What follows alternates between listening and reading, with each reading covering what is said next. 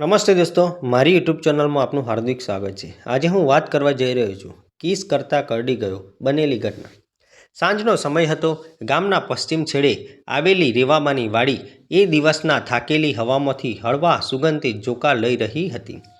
વાડીમાં પાપડીના ઝાડો, બોરના છોડ અને વચ્ચે નાની સફેદ દિવાલો, જેના પર સૂર્યાસ્તનો કેસરી રંગ છવાયો હતો। આ જગ્યા ગામની શાંતિનું હૃદય ગણાતી। કદાચ એટલા માટે પ્રિયાંશ અને જીજ્ઞા અહીં મળવા ગામની હૈયાની વચ્ચે અને દુનિયાની નજરથી દૂર। જીજ્ઞા વાડીના દરવાજા પાસે આવી ઊભી રહી। આજે થોડી નર્વસ હતી। 2 વર્ષથી બંને મળ્યા, ગપ્પા મારતા, ક્યારેક હાથ પકડીને ચાલતા, પરંતુ ક્યારેક હોઠોથી પ્રેમ સિક્કા છોડી ન હતી। આજે એ વાત પ્રિયાંશે કહી હતી। આજે હું તને થોડું ખાસ કહીશ। જીજ્ઞાના મનમાં અડધો ડર અને અડધો મીઠો ધબકાર ચાલતો હતો। પ્રિયાંશ થોડું દૂર કૂવામાં બેઠો હતો, હાથમાં એક સૂકી તણખડી લઈને એને તોડી રહ્યો હતો। જીજ્ઞા એ નજીક આવ્યા તે પહેલાંથી જ એને જોઈ રહ્યો હતો। એમની આંખોમાં એક મૌન, જેમાં શબ્દો કરતાં વધારે વાતો છુપાયેલી હતી। આવી ગઈ? જીજ્ઞાએ હળવી મજાકમાં કહ્યું। પ્રિયાંશે સ્મિત સાથે ઊભો થઈ તેના તરફ હાથ લંબાવ્યો। ચાલ અંદર બેસીએ, આજે હવા સરસ છે। વાડીના પાછળના ખૂણામાં એક જૂની મચાણી હતી। બંને ત્યાં આવીને બેઠા। જીજ્ઞાની ચોટલીમાંથી હળવી સુગંધ આવતી હતી। પ્રિયાંશના શર્ટ પર માટીના દાણા ચોંટેલા હતા। એ બંને જાણે ગામની ધરતીના 2 ટુકડા હતા, એકબીજા સાથે ગૂંથાયેલા। તને ખબર છે જીજ્ઞા, પ્રિયાંશ બોલ્યો, આજે આખો દિવસ એક જ વિચાર આવ્યો, ક્યારે સાંજ થશે અને તને વાડીમાં મળું। જીજ્ઞાએ મનમાં લાચાર સ્મિત દબાવીને પૂછ્યું, એટલું શું ખાસ છે આજે?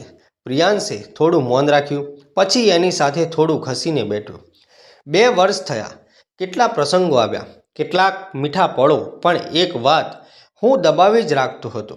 જીજ્ઞા ધીમે બોલી, કઈ વાત? પ્રિયાંશે તેના હાથ પર હાથ રાખ્યો। આ કે હું તને કિસ કરવા માગતો હતો ઘણીવાર, પણ હું વિચારતો કદાચ તને ગમે નહીં, કદાચ તું ડરી જાય, પણ આજે હું કંઈ પણ છુપાવવાનો નથી। જીજ્ઞાનો ગાલ ધીમે ધીમે ગરમ બનવા લાગ્યો। એણે આંખ નીચે કરી, દિલનો ધબકાર વધતો ગયો। એ તો મેં વિચાર્યું જ ન હતું કે તું એ વાત કરશે। તો? પ્રિયાંશ પૂછે, થોડું મૌન, પણ ઝાડની પાંખડીઓનો અવાજ। જીજ્ઞાએ આંખ ઊંચી કરી, તેની નજરમાં શરમથી ભીનું ધીરુપણ। એટલે ધીમે કહ્યું, જો તને લાગે છે કે આ ક્ષણ સાચી છે તો? એટલું સાંભળતા જ પ્રિયાંશના ચહેરેથી પોતાની જાતે એક ખુશી છલકાઈ। એણે જીજ્ઞાનો ચહેરો હાથથી પકડીને થોડો નજીક ખેંચ્યો। બંનેની વચ્ચે હવે 2-3 ઇંચનું અંતર જ હતું। 2 વર્ષના ધબકારા આ ક્ષણે ભેગા થયા। પવન શાંત થવા લાગ્યો। વાડીમાં સુમસામતા છવાઈ ગઈ। આંખો બંધ થઈ, હોઠ નજીક આવવા લાગ્યા, અને એ જ સમયે વાડીના ખૂણેથી એક અજુગતું ખખડાટ। પ્રિયાંશે ધ્યાન ના આપ્યું। એની નજર માત્ર જીજ્ઞાના ગાલ પર, હોઠ પર અટકી હતી। જીજ્ઞાએ પણ અવાજ પર ધ્યાન આપ્યું ન હતું। બંને ધીમે ધીમે ઝૂક્યા ત્યારે જ પાછળથી એક નાનો ઉછળતો અવાજ, મેં રેવાબાનું પાળેલું બકરું ચીકુ, જે આખો દિવસ તોફાન કરતું ફરતું હતું, આજે જાણે પ્રેમની રક્ષા કરવા મોખરે આવ્યું। તે સીધું દોડીને પ્રિયાંશના હાથ પાસે આવીને ધડાક તેને હળવું પણ દાંતથી ભરપૂર કરડી ગયું। અરે મારો હાથ! પ્રિયાંશ કૂદ્યો। જીજ્ઞા ભય સાથે હસવાનું અટકાવી રહી। અરે ચીકુ! ફરી શરૂ થઈ ગયું। પ્રિયાંશ હાથ પકડીને બેઠો, પણ એના ચહેરા પર ગુસ્સો ન હતો, માત્ર પળના તૂટવાના કારણે મજેદાર નિરાશા। ચીકુમાં શું ગુનો? એની તો આંખમાં લાગતું હતું કે 2 માણસો કઈ ગરબાર વગરની હરકત કરી રહ્યા છે, અને એને નજર નાખવી જ રહી। જીજ્ઞાએ મજાકમાં કહ્યું, મને લાગે છે કોઈને તો ઈર્ષા થઈ છે। પ્રિયાંશ હળવું બોલ્યો, આજે તો કિસ નસીબમાં ન હતી। બકરું ફરી એમની પાસે દોડ્યું। જીજ્ઞાએ એની પીઠ પર હાથ ફેરવી, હા હા, તું રાજા છે આ વાડીનો, પણ અમને ઓછામાં ઓછું 5 મિનિટ તો દે। પ્રિયાંશે મજાકમાં કહ્યું, 5 મિનિટ નહીં, 2 મિનિટ પણ આપી દે તો મોટી વાત। પણ આ વચ્ચે જીજ્ઞાના ચહેરા પર એક નરમતા આવી ગઈ હતી, જેવું કે અડધો પળ તૂટ્યો હોવા છતાં પણ પ્રેમ વધારે મીઠો બન્યો। રાત પૂરી વાડી પર ઉતરી ગઈ. આકાશમાં તારા ધીમે ધીમે ઝબૂકતા હતા. ચીકુ દૂર સૂતો હતો. 2-3 વાર ઊંઘમાં પગ હલાવતા જાણે પોતે કોઈ મોટું કાર્ય પૂર્ણ કરી ચૂક્યો હોય. પ્રિયાંશ અને જિજ્ઞા મચાણી પર એકબીજાની બાજુમાં બેઠા હતા. પળો હવે શાંત હતી, પરંતુ દિલોમાં હજુ અધૂરું કંઈક બાંધી રાખેલું. જિજ્ઞા બોલી, આજે ખરેખર ખાસ દિવસ હતો. કિસ વગર પણ પ્રિયાંશે તેની તરફ જોયું. પણ મારે આ અધૂરી પળને આખી કરવી છે, કારણ કે અમે જે અનુભવ્યું એ હવે અટકાવવાની જરૂર નથી. જિજ્ઞાએ આંખ નીચે કરી. પણ ચીકુ, પ્રિયાંશ હળવેથી બોલ્યો, ચીકુને મેં બાંધેલો છે. આજે અમે જીતવાના. જિજ્ઞાએ હળવી શરમથી ચહેરો ઢાંક્યો. પ્રિયાંશ ધીમે ધીમે પાસે ખસ્યું. આ વખતે બંનેની વચ્ચે કોઈ અવાજ ન હતો, કોઈ વિક્ષેપ ન હતો, માત્ર પ્રેમ, ધબકારા અને 2 વર્ષની રાહ.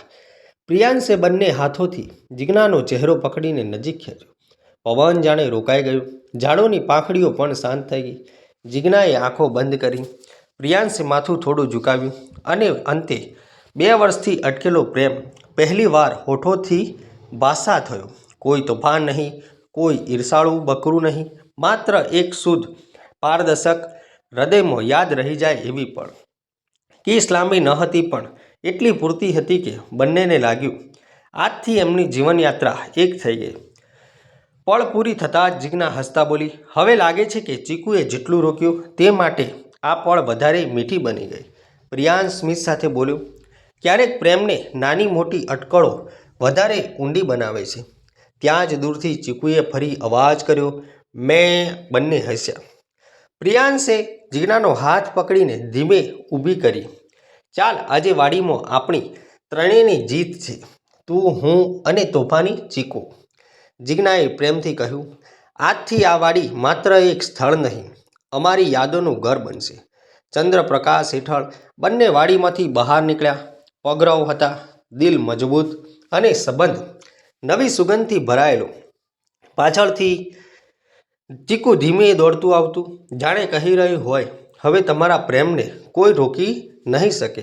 અને એમ એ અડચણીયુક્ત પળે જન્મેલો પ્રેમ હવે સંપૂર્ણ બની ગયો. મિત્રો, આ વાર્તા જે છે એ કાલ્પનિક છે અને આમાં આવતા પાત્રો પણ કાલ્પનિક છે, આમાં આવતા સ્થળો પણ કાલ્પનિક છે. તો આવા જ નવા નવા વિડીયો જોવા માટે અમારી ચેનલ સાથે બનાવી રહેજો. વિડીયોને શેર કરી દેજો અને ચેનલને સબસ્ક્રાઈબ કરી દેજો, જેથી કરી આવા નવા વિડીયો બનાવવાની અમને મજા આવે. તો મિત્રો, નવા વિડીયો સાથે પાછા મળીએ. ત્યાં સુધી આવજો મિત્રો. જય માતાજી.